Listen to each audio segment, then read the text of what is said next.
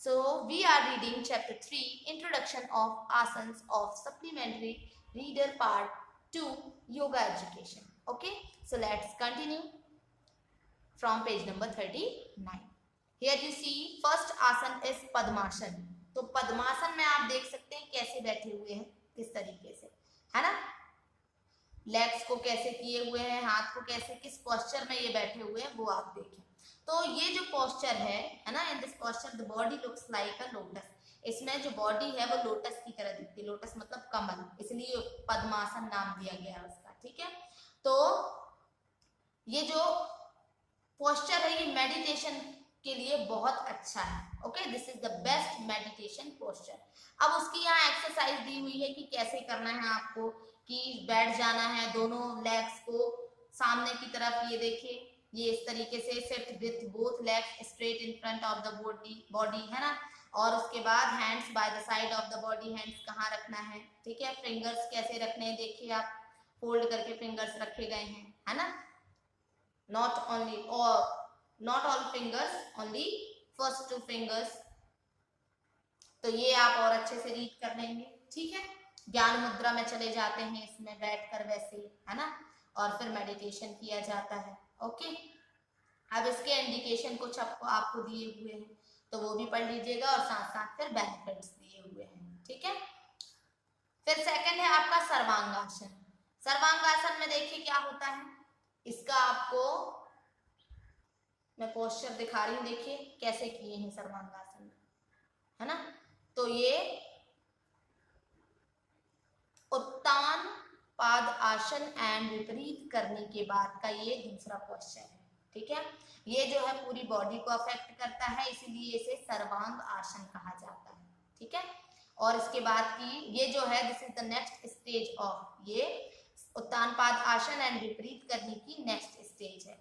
और ये हमारी बॉडी के ऑल पार्ट्स को अफेक्ट करती है. ओके, जैसे इसका नाम है सर्वांग, है ना, सारे अंग वाला आसन. ठीक है, इसकी एक्सरसाइज आपको दी हुई है, ये आप पढ़ेंगे. कॉन्ट्राइंडिकेशन दिया हुआ है, बेनिफिट्स भी हैं, तो वो भी आप रीड करेंगे. ओके, फिर थर्ड है आपका मत्स्यासन. तो देखिए मत्स्यासन में कैसे किया गया है.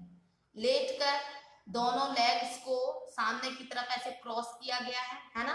क्रॉस करके हैंड से दोनों लेग के फिंगर्स को हाथों के द्वारा पकड़ा गया है. ठीक है, देखिए सिर कैसा और कहाँ से ये उठा हुआ है. ठीक है, तो सर्वांगासन करने के बाद मत्स्यासन किया जाता है. ठीक है, इस आसन में बॉडी जो है वो फिश की तरह दिखती है, जैसा नाम है मत्स्य आसन. मत्स्य मीन्स होता है मछली, है ना. तो इसकी एक्सरसाइज भी दी हुई है कि पद्मासन में पहले बैठ जाएं और उसके बाद पीछे की तरफ फिर लेटने की कोशिश करें, है ना. आपने देखा पद्मासन में हम शुरू में कैसे बैठे हुए थे, लेग्स को एक के ऊपर एक रखकर हाथ पकड़ा हुआ था. ठीक है, पद्मासन में तो हाथ ऐसे थे, सीधे थे, है ना. पर इसमें आपको पकड़ना है और धीरे धीरे पीछे लेटने की कोशिश करना है. ठीक है, तो ये आपको दिया हुआ है ना. इसको आप पढ़ लेंगे, इसके बेनिफिट्स भी देख लेंगे. फिर नेक्स्ट है आपका पवन मुक्तासन. तो जैसे नाम से ही पता चल रहा है, पवन मुक्त करना. ठीक है, वायु एयर मुक्त करना, है ना.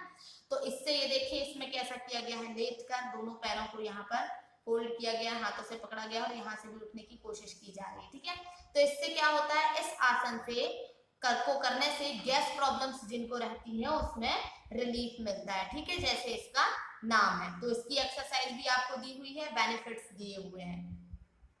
नेक्स्ट है आपका धनुरासन. तो धनुरासन में देखिए पेट के बल लेटकर दोनों पैरों को यहाँ ऊपर किया गया है और हाथों से पकड़कर और हेड को सामने की तरफ, है ना, देखना. तो धनु मीन्स जानते हैं आप, बो. धनुरासन, धनु मीन्स बो. ठीक है, धनुष बाण सुना होगा आपने.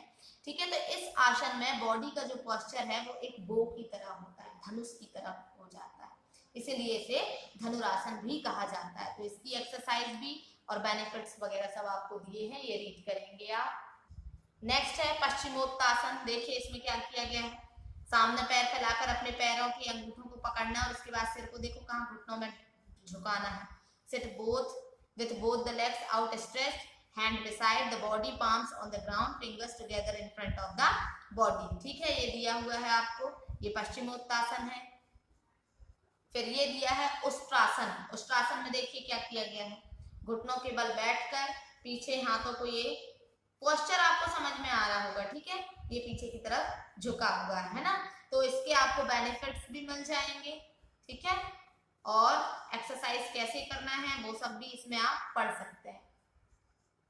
तो ऐसे ही आपको कुछ और आसन दिए हुए हैं, वक्रासन, बंध पद्मासन, फिर गोमुखासन, फिर चक्रासन, पाद हस्तासन, शवासन, ठीक है, ये लास्ट आपको दिया हुआ है, रिलैक्सेशन आसन है, ठीक है। तो ये आप रीड कर लीजिएगा। चलिए अब चलते हैं एक्सरसाइज की तरफ। C, fill in the blanks. In the pose of Dhanurasana the body shape is like bow, ठीक है, धनुरासन में जो बॉडी का शेप होता है वो बो की तरह होता है, धनुष की तरह, है ना। The body shape is like a camel in, camel की तरह किसमें आपका, किस आसन में बॉडी शेप होता है ना, तो वो है उष्ट्रासन, ओके। थर्ड है matsyasana is a must after sarvangasana, ठीक है। Now answer the following question in short. Mention the benefit of asan. So here in page number 39, the practice of asan develops the physical, mental and spiritual level together and thus contributes in the integrated development of human personality. ठीक है, आसन के ये benefit है कि physical, mental और spiritual level जो है वो उसका डेवलपमेंट होता है और हमारा ह्यूमन पर्सनालिटी का भी डेवलपमेंट होता है, okay. Next question, discuss Sarvangasana. So in page number 40, Sarvangasana. In it is the next posture after Uttan Padasana and Vipreet Karni. आपको डिस्कस करना है इसके बारे में, है ना। It affects all the parts of the body, hence it is called Sarvangasana. ठीक है, this is the next stage of Uttan Padasana and Vipreet Karni. It affects all the part of body. तो इधर तक लिख लेंगे आप, ये बात वही है आपकी, है ना, वही चीज यहाँ पर आपको, तो यहां से यहां तक आप लिख लेंगे, ओके, इट से लेकर ये सर्वांगासन तक। Next question is why Gaumukh आसन इज कॉल्ड काउ फेस आसन। गौमुखासन को काउ फेस आसन क्यों कहा जाता है। So in page number 48, in this posture the body looks like cow's face, hence its name is Gomukhasana, ठीक है। इस पोस्चर में बॉडी जो है वो काउ फेस की तरह दिखती है ना, इसीलिए इसे गौमुखासन कहा जाता है। And last question, which diseases are cured by Ustrasana and Vakrasana. Ustrasana और वक्रासन से कौन कौन सी डिसीज ठीक हो जाती है, तो चलें देखें। तो सिस्टमैटिक लिखेंगे आप, है ना, कि इन वक्रासन में पेज नंबर 46 में वक्रासन में से वक्रासन करने से कौन कौन सी डिसीज रिमूव होती हैं, है ना, तो वो ये दिए हुए हैं बेनिफिट्स में देखेंगे आप। रिमूव्स स्टिफनेस ऑफ स्पाइन, जो स्पाइन होती है ना, उसका स्टिफनेस जो है वो रिमूव होता है। Helps in curing elements of kidney and stomach, kidney और स्टमक में जो भी खराबियां होती हैं वो भी हटते हैं।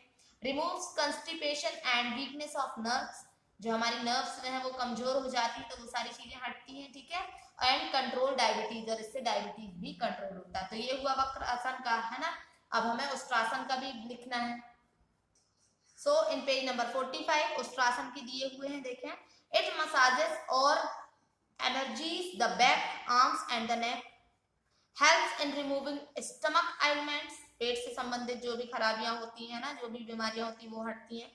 Bring glow on face, improve the functioning of the lungs, knees become strong. तो ये सारी मतलब डिसीजेस में तो यही सारी चीजें आप क्या जाएंगे कि नीज से रिलेटेड जो डिसीज होती है, लंग्स से रिलेटेड, स्टमक से रिलेटेड जो डिसीजेस होती हैं, है ना, और स्पेस से रिलेटेड जो डिसीजेस होती है तो वो सब ठीक हो जाती हैं, ठीक है। तो ये बेनिफिट्स आप उनके लिख देंगे उसमें। तो यहाँ ये चैप्टर आपका कंप्लीट होता है। Tomorrow we will start chapter 1 of our LP, okay.